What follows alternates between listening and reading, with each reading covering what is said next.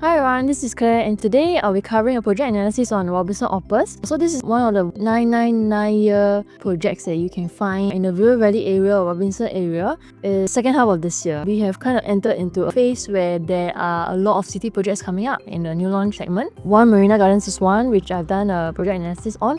So this is the second one after OMG, One Marina Gardens, and we want to kind of focus a little bit on this because one is previously a commercial mixed residential, fully managed by Frasers, but right now they have kind of gotten out all the tenants ready and they're rebuilding it into a residential and commercial component and they're selling them. Okay, so one to look out for because we know that actually there are people who are only looking for 999 years of freehold properties, whether they're buying for kids or they're buying for investment. There is a good pool of people who only want to look at 999 and freehold properties. So this video will give you a bit of clarity in terms of where we are with the pricing today, especially in the area, and also from an investment point of view, which one will you go for, especially when we know that there's a lot of supply of new properties coming up in this area, especially this half of the year. So let's get started. I've done these project analysis videos before. They're kind of roughly in the same format. So I'll go through the location, fact sheet, unit mix. More importantly, I will be zooming into 1 bedroom all the way to 4 bedrooms to help give you a view of which one you can be looking out for in terms of pricing strategies as well. Okay, so quick overview. I've covered it also in my previous videos that there will be 4 plots at the River Valley area coming up, and at the same time this one that's coming up is in the Robertson Key area. So you know Robertson Walk where it used to be one connection, there are some preschools, Eaton House, Cambridge was there, and right now they just kind of vacated the place and they're going to rebuild. So the piece of land is here, so it's opposite UE Square. Once you come out of the road over here, Fort Canning MRT is around that corner, and then if you go all the way straight, you reach the city in the Orchard Belt in like 5 minutes drive. Geographically, the location is actually not too bad. Right opposite there is Canning Hill Piers. That one is a 99-year project that was going about 3,003 per square foot on average really down there. So we want to understand the prices over here and also see whether it's worth entering into or not.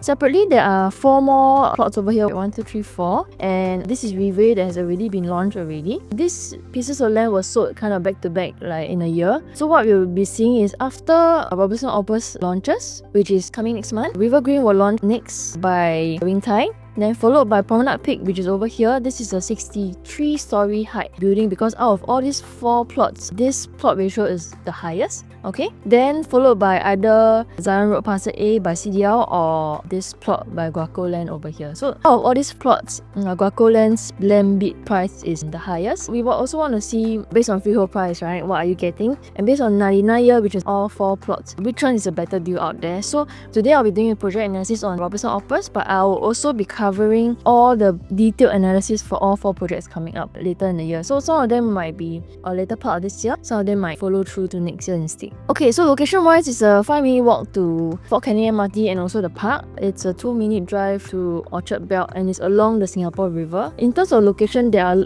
some people who come here for mostly for nightlife, but at the same time there are some developments here, smaller ones all across the area that has drawn a lot of tenant crowds because you're kind of near to the city also, but you're kind of away, you got a bit of nature, a bit of leisure kind of environment to live in. So this place has been relatively quite popular in terms of looking at a good mix of tenant pool coming in. They also have preschools and malls and all that, so I think overall this location has drawn quite good crowds because of the amenities around the area and also some form of nature along the Singapore River. So fact sheet, this is a mixed development, right? So at the bottom you'll see all the shops. Likely there will be still kind of like more nightlife restaurants that you can expect that you already saw in Robertson Walk before, like One Connection, some of the Spanish cafes and all that. Those will still be kind of like along the same theme. So there are total of 348 units. There are 4 towers, 1, 2, 3, 4 on that side. Later I'll show the site plan of 10-story height buildings, 1 tower of 9-story. So first floor is all the shops, and then there is a basement car park for the commercial component. Total of 26 F&B shops and some retail shops as well. In terms of car park, I think they put about 80% provision for all the units over there, and that's assuming that some of the units that are maybe for own stay you don't drive because since you're living so close to the city you don't need to drive, and 2, some of them will be tenanted as well. So expected TOP 2028, which is expected for most of the projects over here. This ones especially, they will need to tear it down and then rebuild it up. So that might take a little bit more time. Unit mix in terms of looking at own stay and tenant pool, right? This development caters a lot for tenants, I would say. So the suite, 1 bedroom, quite significant, 24% already. 2 bedrooms will be a mix of investors and also own stay buyers. And then we look at the 3 bedroom flex and the 3 bedroom premium plus a 4 bedroom over here. These two segments of unit types will be mainly focused on own stay buyers. And then there's also a separate DuoFlex, which I'll cover a bit later. They're trying to make it such that you can rent it out, but the layout might be a bit difficult for you to rent it out, but let me explain that later. So here's the site plan, the unit mix and all separated by different colors. What I would highlight over here is one, the block to block distance here might be a bit close to each other, so over here as well. But for this block 15, there are 1 bedroom, the suites, and then the 2 bedrooms over here. These are all of a 3.25 ceiling height. So only this block has a 3.25 ceiling height. So imagine you go walk into a studio, but your ceiling height is quite high. And also the suite comes with a 4.4 meters length in terms of looking at the entire landscape. It might be quite welcoming coming in, plus the high ceiling as well. The other blocks are all kind of spread out. 2 bedrooms, 2 bedrooms. Then there is a more exclusive block over here for the bigger bedrooms, where you have the 1152 3 bedroom and then the 4 bedroom over here. Facilities wise, they're all located on the second floor. So you got a 45 meter lap pool. Decent, I guess, facilities, but because of the land size, you wouldn't be able to get like a tennis court over here. But here, I think what we also want to focus at is because it's a lot more tenant pool coming in to rent this place. So all you need is really just a gym, a pool, and then to have some decent shops downstairs so that tenants will be attracted to come in here. Access over here, there is a commercial car park on basement 1. Then you got 2 levels of residential car park, so you got to go down. If you are a resident here, you got to go down to B2 or B3. My small concern here is that if the entryway to the car park is all the same, so there may be some traffic coming in and out when you are entering and exiting if there is a lot of commercial crowd coming in. But then again, there are only 20 over units of the F&B and retail shops, so I don't think that will be much of a concern. Other than that, I think overall they kind of planned the place quite well. Just one story of commercial and then residential upstairs. Just to repeat again, this is the shops. And then on your second story is all the facilities. So a pool is here, and then there is a clubhouse here. Okay, so unit type analysis. So every single project analysis, I will do this almost at the start of the video before I jump into the bedroom types. So this unit type analysis will be based on this estimate. So low floor, entry level pricing will be about 3,200 per square foot, and the high floor or premium facing views will be at about 3,500 per square foot. Okay, so here's the first one. This is a suite. Okay, this is the 431 square feet layout. The only difference between these two S1 and S1A is that there's this little facade sticking out like that. So if you ask me, out of 1 stack versus 4 stacks over here, will it make much of a difference? It would not. And anyway, the size is the same. Not much difference in terms of choosing which one is better. Okay, so this one, like I mentioned, the block 15, this one comes with the 2.35 ceiling height. So you get 2.35 ceiling height. This distance over here is also 4.4. So if you come to the show flat, you will be able to see this particular layout in the show flat as well. So you can get to kind of understand the space. Whether you're buying for own stay or you're buying for investment, you can also get a good feel. But overall, I think functionality wise, this is quite usable for one person. You get the master room, you get a long strip of the kitchen, master bath. I think nothing much to complain about. You also get that balcony. Unlike those studios that you can get outside, one, you may not get a balcony, and then two, it's maybe more like a kitchenette. So you really have very little space over here. Kitchenette with your microwave oven. So in this one, at least they still give you a full-size kitchen and induction cooker here. So sink, induction cooker, washer dryer at the bottom, fridge is tucked over here. So not too bad a layout, but I think more importantly, when you come into buying a suite or a 1 bedroom here in the city area, more than likely you are buying for investment. So let me lay out a bit of an overall landscape of where we are at Robertson Quay. These are the projects that are around the Robertson area or surrounding Opus, right? So there's UE Square, Martin 38, Robertson 100, the pier at Robertson. But you see the sizes that are offered over there can be up to like 901. So like Martin 38, right, the smallest 1 bedroom is actually 969 square feet. So in terms of looking at prices and also rental yield, right, it's going to be slightly differing. The good thing is there is not a lot of supply of smaller 1 bedrooms here. That means your 400 plus your studios, and there's also a 1 bedroom at 495 square feet. There is very little amount of them, but at the same time, all this, for example, the Martin Place one, about 500 plus square feet, they're going around 1.4. Transacted prices 1.4-ish. So I will also lay out, for example, for Opus, if you enter a studio over here, what kind of pricing are you looking at and what kind of rental you can potentially get. So this is a good overview of where the sizes are. If people are looking for smaller quantum ones, then the only kind of competition that you get over here is Martin Place and also Robertson 100 with these sizes. At the same time, the ones at the 1.7 range or even 2 mil for one bedroom, it's a little harder to accept for people wanting to kind of get in first property or like entry level. You just want to keep a quantum low. So the quantums are higher because of the size, but the yields, they have a range. So about 2.7 to 3.7% thereabouts. There are differing quantums, there are differing sizes, there are also differing prices in that sense. So the prices also has that range. But if you come and look at the suite here, coming in a freehold, how does it affect your yield? So we know that generally speaking, if you buy a freehold property, there's a 20 or 10% premium on top of it, generally speaking. Because of the additional premium that you pay, your 99-year counterpart would have paid lower. And if let's say, for example, side by side, the rental is the same, how much will you have achieved differently between the two? So laying this out, just to give you an overview of if today you want to buy Opus and what's your purpose? Your purpose is for rental versus if you have an option to go into River Valley 99-year, which one will you choose? So I'm just laying this out to give you an idea of what kind of yield you can be getting and what kind of entry price you can be getting. So at Opus, let's say freehold, you enter at 3,003 per square foot. Your purchase price for the suite will be about 1.42 million, which is what has been transacted for the Robertson area but bigger sizes, and you rent out at $4,000 a month. Your yield is about 3.33%. So it's quite similar to what Robertson is getting already for those freehold properties. But if today you have a choice to go 99-year, and this is only if you want to really just purely rent it out, you may be able to get 2,007 per square foot unit at 1.16 million. And for the same, let's say it's really like side by side or like it's around the vicinity, right, within 1 km, you get the same rental at $4,000 a month. Your yield is actually above 4%. So from an investment point of view, it does make sense for you to go to River Valley instead because you want to rent it out. And for your future buyers coming in, they also want to know that I can potentially get the yield of 4% at least to want to enter that place. Okay, so for Opus, I think the strategy is different. If you're buying a suite, you want to rent it out, but yet you want to leave a legacy for your family, or you just want to be able to not worry about lease decay and all that, then yes, I think Opus as a freehold property would help. So later I'll give you a quick sense of where the prices are in terms of per square foot and all that, so you get a sense of whether you're entering reasonably or not. So I hope this is clear.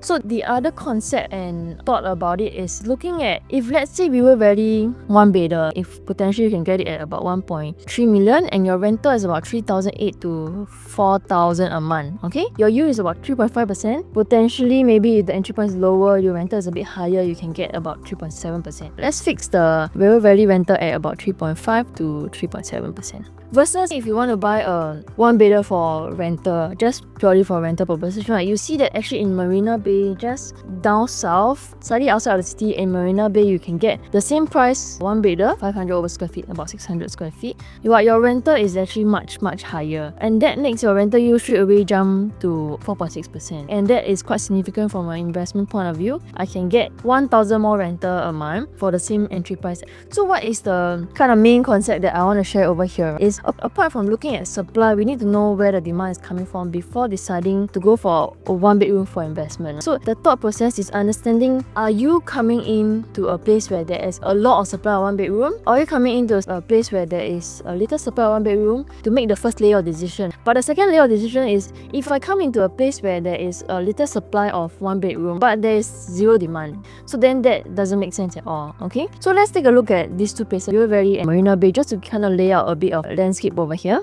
So this is our internet app. All partners agents have access to it, but we also want to know how to best use it so that we can gain some clarity together. So this is my filter over here, Great Wall MRT on the Thomson East Coast Line, or outside within radius of 1 km. For one bedroom, less than 600 square feet, what are the available projects and listings in the market? So what we're seeing in the River Valley area, there are 40 projects that offer one bedrooms over here in 1 km of Great Wall MRT. Sizes are about 300 plus all the way to about 600. Okay, pricing average is about 1.3 million and the per square foot is about 2,006 per square foot. Okay, so now we're seeing 362 listings over here. So in this case, RV, we have 362 listings. Then if we look at Marina Bay area down south, right, we look at the entire District 1. okay, we see that actually for 1 bedrooms, there are 9 resale projects because in the Marina Bay area to Tanjong Pagar, there are not many residential projects over there, and there are 268 listings. But how come Marina Bay for 1 bedroom you can potentially get 500 per month, but this one is only maybe 4,000 a month? So demand and supply does play a part on how fast and how much you can get for your rental, right? So this is the supply side of things. Okay, so supply can be found, right? We roughly know that once you're entering into this particular project, we know that surrounding you can go and find out one by one. If you look at the map, if you don't have access to all these tools, right, you can actually find out how many this particular project beside you has how many 1 bedroom, how many listings are there on the market. All these things you can find. So that's the supply side of things. But if let's say we have access to something like that, this is the entire island of Singapore, Sentosa Island over here. If let's say today we're comparing River Valley or Marina Bay, and then we can also see that here is slightly shaded. River Valley area, the RV area, is slightly shaded a little bit redder than maybe Marina Bay over here. Then we know that actually, even though my supply in the area can be more than other places, but actually in this heat map that you can tell, right, you know that actually there is enough demand to support the supply. So that's more important than just looking at supply alone, because the supply alone, you know that okay, it's either a lot or it's either lesser than others. But on the ground, we would know how much demand is coming into a particular area, especially for rental or not. So it's very important to understand where your demand is coming from before thinking whether you are kind of entering into an oversupply situation or not. So if you can find an area that has a low supply but high demand, then you definitely make some money. But if you want to be able to spot something like that, is actually not so easy. So it's very important for you to check carefully where your competition is before looking into buying a 1 bedroom for investment. Okay, so moving on, this is a 1 bedroom. So instead of the suite is technically a studio. This one has a wall separating the living and the master bedroom, so you get a proper room. You also get a Jack and Jill master bath. Not too bad. Fridge, one strip. There's a bit of a storage over here. I think for one person it's quite comfortable for own stay. Also to note that for the suites, right, it's all mostly west sun facing, but the internal facing will have no west sun and also the pool facility. So I think for own stay some people might want to choose the 495 square feet instead. Also to note, this entire block, all the high ceiling concepts, the rest are not. So what's the price jump from the 431 square feet to the 495 square feet? So from the same PSF perspective, 3002 for both, you can actually see that it's a 205k difference for a 64 square feet of space. So because the per square foot is higher, every single square feet that you pay for, it can be quite significant. So from my point of view, if you want to buy this for investment, then it's purely just go for the suite, okay? Because you rent out, whether there's any difference in rental or not, I would say not so much different. For you to be paying 200 more K for additional room, you will need a lot more time to make back the rental.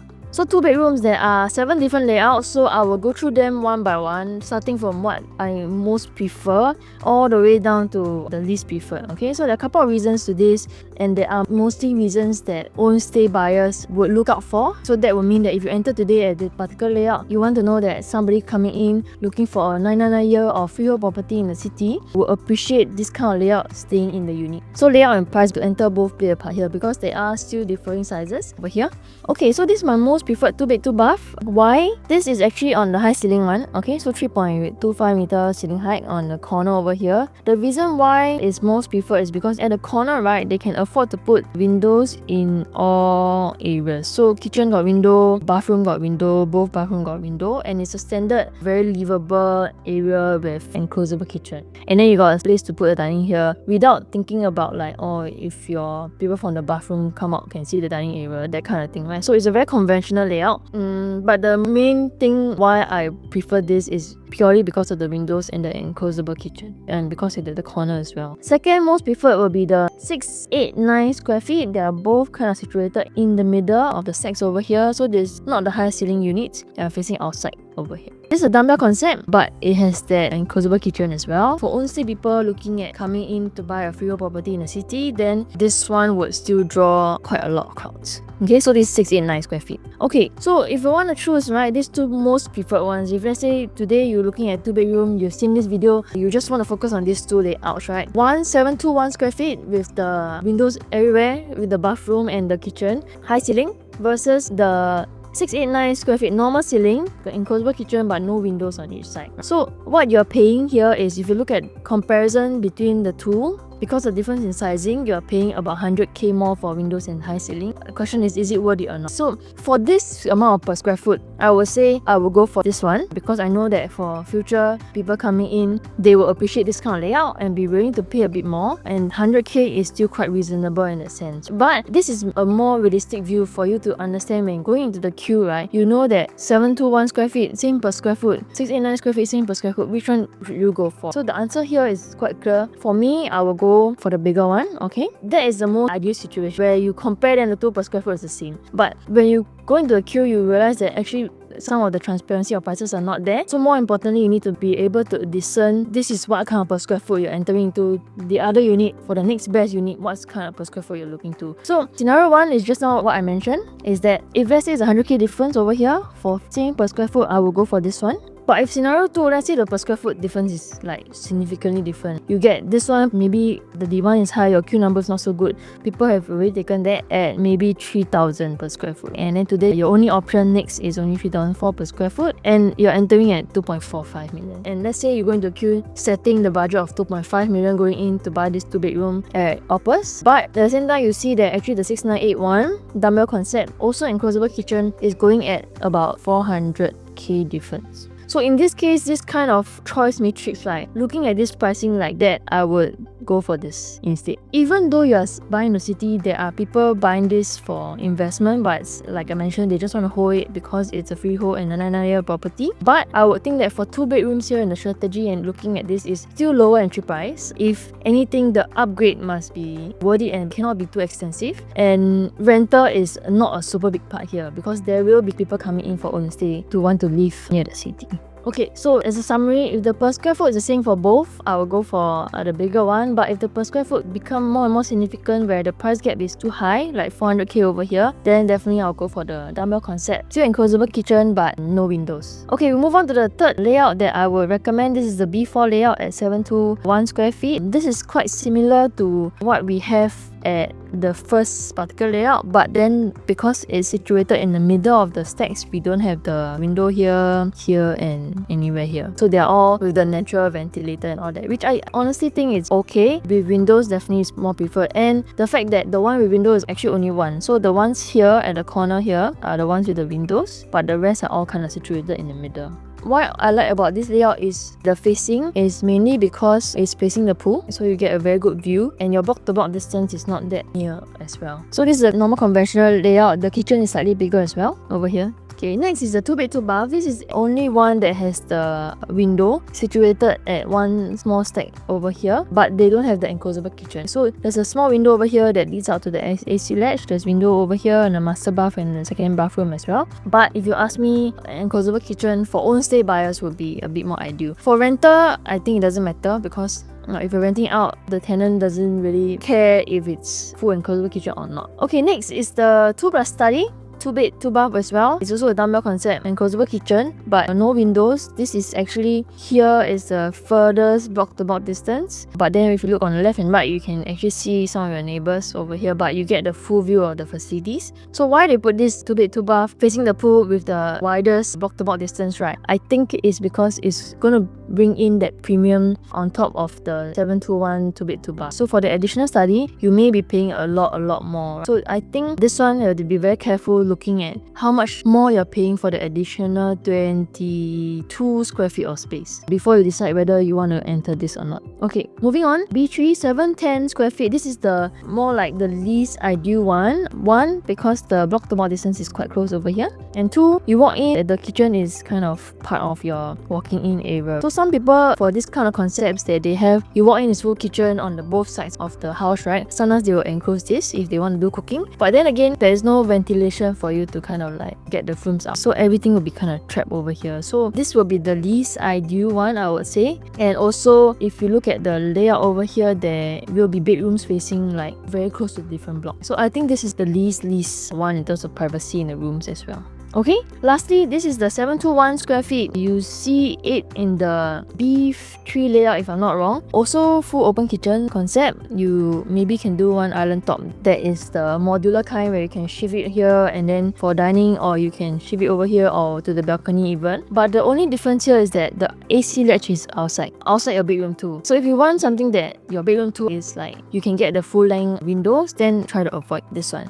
Okay, so there are a couple of sizes we're looking at here. 689 is the smallest, all the way to 743 square feet, 2 plus study, right? But if you look at it from the per square foot point of view, actually every square foot that you pay for is another 3,200, another 3,200. So it can be quite significant when you look at overall grand scheme of things. So what I'm laying out here is 689 square feet, the smallest at 3,200 per square foot. That means the cheapest unit. We are looking at about 2.2 million.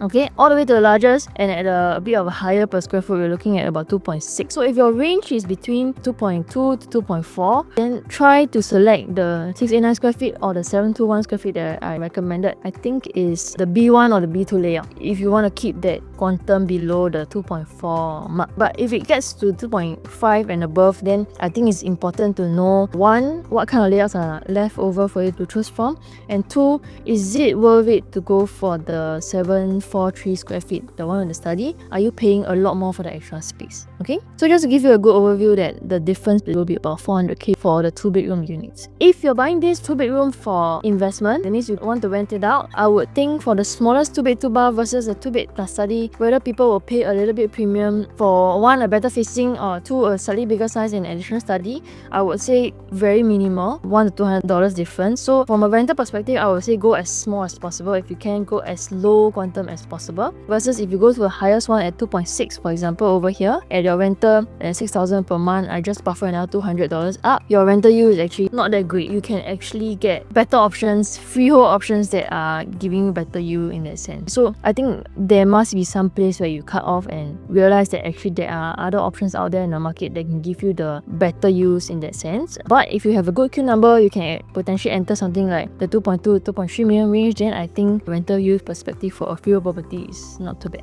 Okay, so pricing surrounding this area, I put out all the 99 years of freehold properties, the more popular ones. So Valley Park, Aspen Heights, the ones that have a relatively a bit more transactions going on because they're slightly bigger. Rivergate, I think everybody knows, a lot of people know about this development along the river. Overall, the prices here, since the dip over in this period of time, it's gone up about 100%, 62%, 66%, 73% as well. So overall, if you look at pricing in terms of per square foot, some of them have already hit like 2009, like Rivergate has already hit about 2009. But then we also know that these projects have been quite old already. So some of them are like 10, 15, 16 years kind of age. So coming in a brand new one, if we compare, a new freehold per square foot has already hit 3,006 for 2 bedrooms. So this is Avenir. It just TOP not too long ago. Then you can see that this high floor unit, 2 bedroom, 829 square feet. So this is a high floor unit, 2 bedroom, transacted at 3,006 per square foot. So almost 2.99 mil. So coming in, entering ROBERSTON OPUS for a 2.2 2 bedroom, I think is still quite acceptable, because you see consistently all the 2 bedrooms here have already hit like 27, 26, 29 kind of pricing. And this is also a freehold counterpart near River Valley. So 2 bedrooms, I hope it's clear what to go for, where do you cut off in terms of rental, which one should you go for, and whether own stay, which ideal stack you can focus on. Okay, now we come to the 3 bedrooms. There are quite a number of 3 bedroom layouts in ROBERSTON OPUS, but this is what you can see at the actual show flat, and this is the most preferred 3 bedroom layout. So there are a couple of reasons why I think you should focus on this. One is because in the ROBERSTON area, a lot of the bigger ones would perform better because the demand coming into the area, they are in terms of budget, right? They're not so budget constrained. They're not looking at entry level, they're looking at comfort, they're looking at luxury, they're looking at location. So these 3 points in terms of luxury, location, amenities, all these things, like it will fit for a bit more higher end profile. So in this case, my prediction for this one is 3 bedrooms starting from about 3.68 million onwards. And later I'll show a bit more data of the bigger units when I talk about the 4 bedrooms, but let's focus on this one for now. So the 3 bedrooms are all at this block over here, block 9, sharing with the 4 bedroom. So they have a comfortable size. I believe this is about 16 square meters, and then this is 9 and 9. Alright, so decent sized rooms, comfortable living area. But the kitchen, right, is actually a bit of an open concept / closed concept kitchen where there is a door where you can close all the way up over here. But if you open up, you can actually feel the space even more. So let's say you open it up, your guests can actually use this entire space in living dining area. There is no compromise in space at all. If let's say the kitchen were blocked like that, or the entryway to kitchen is something like that, then in terms of the space that's limited, it's only limited to this. But in this case, because you open it up, you can see at the show flat when you visit the show flat, good place to host and also have conversations and all that, because it's island top, and then you can also have something to serve your guests and all that. So from an own stay point of view, it's actually quite a decent layout. They also have a flexi room over here, which you can also try to convert into a walk-in wardrobe if you want to. So you can block out this space, you can hack away this wall, and then this can be your full walk-in wardrobe. So it can be quite luxurious. A 3-bedroom under 4 million mark, right in the smack in the city. I think it's quite a good layout to consider, and this will be the most preferred one from both from an own stay point of view and also investment point of view. Okay, then we come to the 926. So this is best for own stay, more of like a entry level 3-bedroom that you're looking at. If you have a particular objective of wanting to stay in the city with your kids, you got preschools that you want to attend over there, then I think this one is very, very comfortable. They have a flex room over here which you can potentially hack. I think they will give you an option of whether you want to open it up or not. If you do want to open it up, actually your dining area can easily fit a 10-seater. So this is what I like about the layout, is that actually you get full enclosed kitchen, but once you enter, if this wall has been hacked, the entire view of that living dining area is actually quite big. So ideally, you have the option not to have the flexi room at all, then you can put in a easily 10 or 12-seater dining area. So master bath, bedroom 2 and all that. I think the main reason why I'm suggesting this one is because of the entry price. So there are a couple more layouts and the differences I'll share. This is the 1012 square feet and the 1023 square feet, and the only difference that you see is actually in the foyer area. This is a L-shaped foyer area. It gives you a bit privacy, but you can't really make use of the space over here. This one is a longish corridor. You can't make use of the space as well because it's a little narrow for you to even put a shoe rack or some carpentry over there, right? So for the additional foyer space or long corridor, and at the same time for the 1023, they give you additional balcony in the master bedroom. From this point of view, right, if you want to enter into this one versus if you entered just now the previous layout at 926 square feet, it's about 160k more. So I do not think it's worth it. I think the main choice unit that you could go for if you want to look at something of a lower entry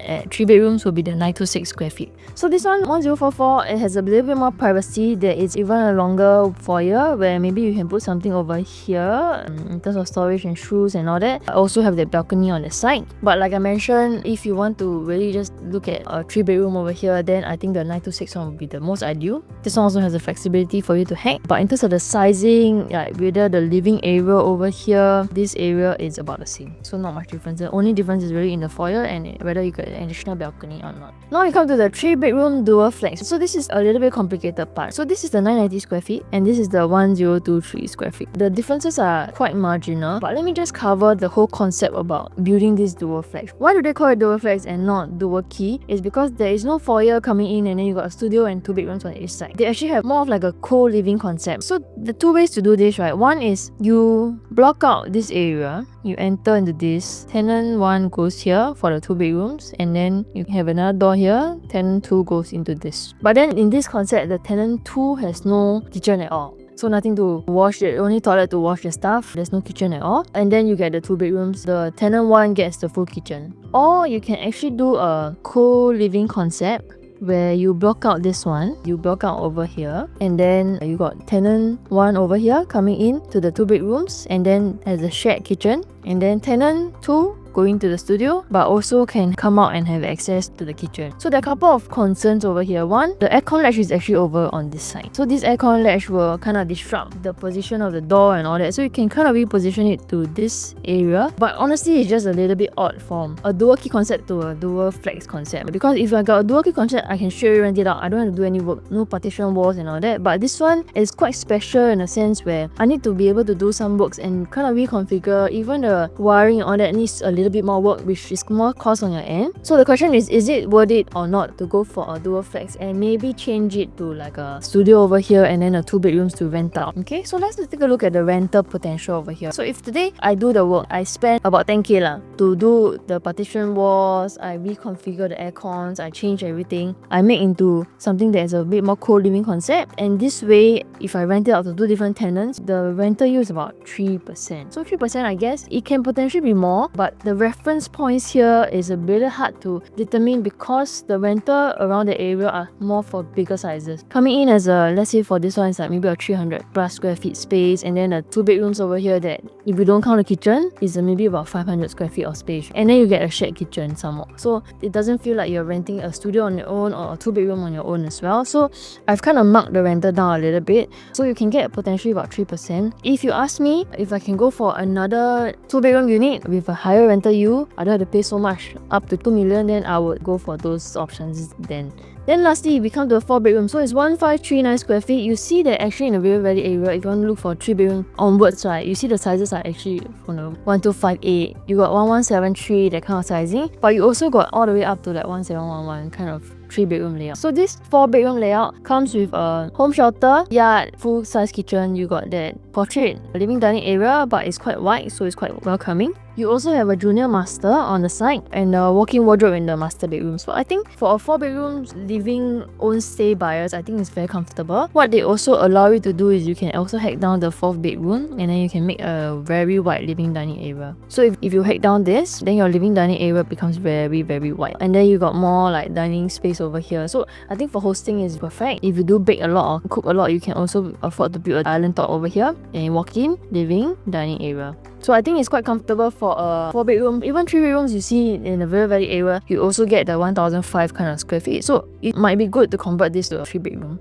Then if you look at the pricing landscape for 4 bedrooms in River Valley, you see actually available listings, all the River Valley area, Trillium 4 bedroom 5 million onwards. This one is slightly bigger in size, 7 over million. So you see the quantums are actually quite high for 4 bedrooms. Clement 4 point something, Morningside beyond, but much bigger in the 2000 range. Right? If you look at overall landscape, 5.2 million. So if you can enter something in the 5 million range, I think it's still okay, considering that all other 4 bedrooms around the area, most of them are already going above the 5 million mark. So quick summary, 1 bedroom, for rental you just go for the suite instead. Don't have to do the upgrade additional amount of money to go for the 1 bedroom. 2 bedrooms, this is my sequence of preference. If you are going to the queue with an agent, feel free to write this down on a piece of paper or something, so when you go into the queue, you know that this is more preferred. But of course, this sequence will be the best, but also need to take note on the pricing and what price is offered to you at that point of time when you are going to choose the unit. 3 bedrooms, 1152 will definitely have more value and healthier demand in future. The DuoFlex, from my perspective, the use will not be strong unless it's a full dual key unit. 4 bedrooms, a little differing in range in sizes, but may not be expensive in the longer run because the others are really asking much higher. So today you can enter 1005 per square foot in a 4+ million range. I think it's still quite reasonable because the other 4 bedrooms that people are looking at in the market is much higher already. So if today you want to buy a 4 bedroom living in the city and you want a particular budget that you're looking at, you don't want to go to the 8 mil budget or 6 mil budget, then I think this is one that is comfortable in size to consider. So some conclusions, and this is my last slide over here. There will be people or future buyers who only want 999 of freehold properties, so demand for own stay investors will still be there. So ideally, you also want to go into a place where you know that when you want to market to sell next time, you will see both own stay and investors coming in as well. 2 is given a choice, focus on a bigger size one. River Valley has proven for own stay buyers to prove to have done quite well in terms of looking at their profitability for bigger units, especially in the River Valley area. But if you're buying this for investment, 1 bedroom, go for the smallest one. 2 bedrooms, go for the smallest one for the best you. Third question that you might be asking is, do you have better options out there? So maybe yes, but the River Valley plots are all 99 years and may see some potential in exit for shorter term investors. But today, if you're looking at long term, right, you don't want to think about lease decay, you don't want to think about worrying 5 years down the road, 7 years down the road, the maintenance of the property and all that. So for freehold properties, at least the tenure still holds true, that it's going to be yours forever kind of thing. So whether you're living for legacy, you're buying this under trust, or you want to just not be worried about any lease decay and you want to stay there for a long time, then I think this project is still something to look out for. And